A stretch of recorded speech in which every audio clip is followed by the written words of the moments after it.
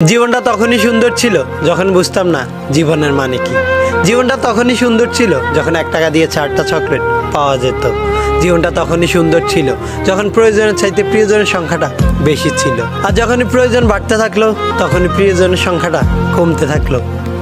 সেই ছোট্টবেলায় জীবনটা অনেক সুন্দর ছিল। ছোটবেলায় যখন বড়দের দেখতাম তখন ভাবতাম বড়দের জীবন কতই না সুন্দর। ভাবতাম কবে যে বড় হব আর তাদের মতো এত সুন্দর করে জীবনটাকে উপভোগ করব।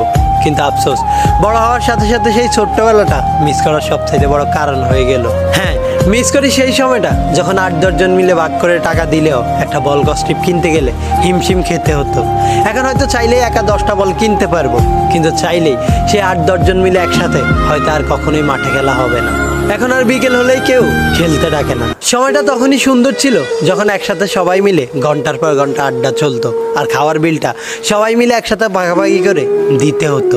এখন হয়তো চাইলেই একাই সবার বিল দেওয়া সম্ভব, কিন্তু চাইলেই আগের মতো সবাই একসাথে আড্ডা দেওয়া সম্ভব না।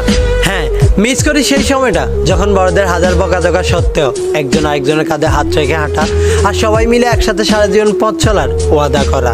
কিন্তু বড় হওয়ার সাথে সাথে আমাদের প্রয়োজন বাড়তে থাকে, আর সেই প্রয়োজনের বেড়ে কত প্রিয়জন আর ওয়াদাগুলো হারিয়ে যায়।